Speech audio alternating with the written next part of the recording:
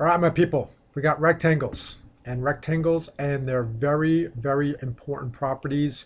You really have to dive into these properties altogether. It looks like there are 7 properties of a rectangle. Now, why so many is because the first 5 properties in here are all the same exact properties as the parallelogram. And why is that? Is because every single rectangle in the world is also a parallelogram. It's like a special parallelogram where it has 2 additional properties that we're going to talk about here in a second. So consider a rectangle a parallelogram, but it's a special one where we have 2 additional properties which makes it a rectangle. All right, so let's review the properties of a parallelogram and see how they apply to the picture of a rectangle in here. So let's talk about the first one. Both pairs of opposite sides are parallel. Okay, let's put some tick marks. So it looks like we have a parallelogram right now. Why? Because both pairs of opposite sides are parallel. It's not a rectangle yet, but so far we have a property of a parallelogram. And what do we have next? Well, both pairs of opposite sides are going to be congruent. Well, that means that this side is congruent to that side is congruent to that side. So we have both pairs of opposite sides are going to be congruent.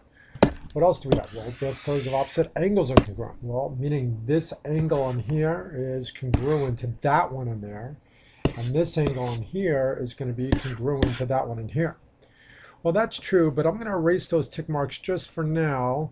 But keep in mind that is true. Both pairs of opposite angles are congruent, but we're going to put in some fancy tick marks for those angles here in a moment.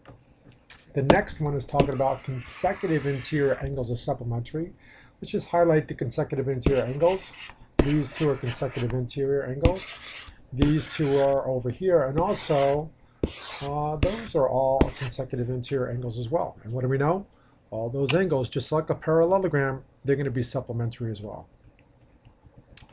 All right, the next one is the diagonals bisect each other. So the diagonals are where? Well, the diagonals bisect each other. That implies that those segments cut each other in half. But when we deal with rectangles, we're going to have to modify those tick marks just a little bit. But it is still true that those diagonals are being cut in half based upon the properties of a parallelogram.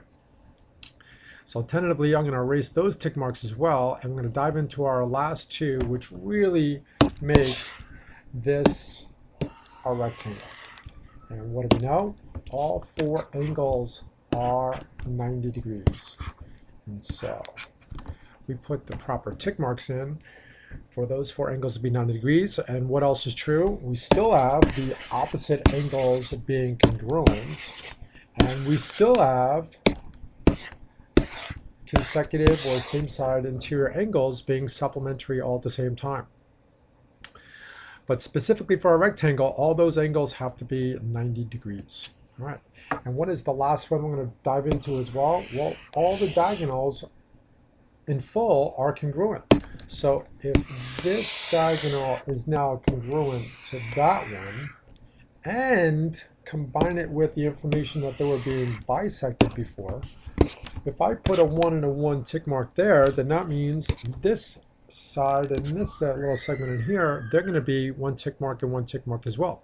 Because when we're combining these 2 properties, the diagonals bisect each other and the diagonals are congruent, we can make each of those 4 little segments 1 tick mark.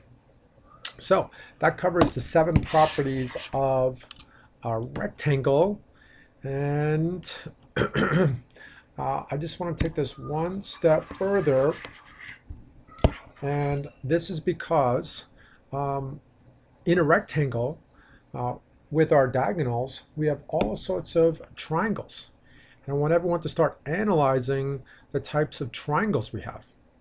Well, the first question is, how many triangles do you see? And hopefully you see exactly 8. Okay, where are the 8? Well, most people see the 4 little ones in here. Okay, and then where are the 4 additional ones? Well, the 4 additional ones are this right triangle here, this right triangle on that side, and then where are the other 2? Well, how about this blue one in here, and how about this other blue one in here? So there's 4 more. So altogether there are 8 triangles. Well, everything you know about triangles has to be true. Angle sum theorem, exterior angle theorem.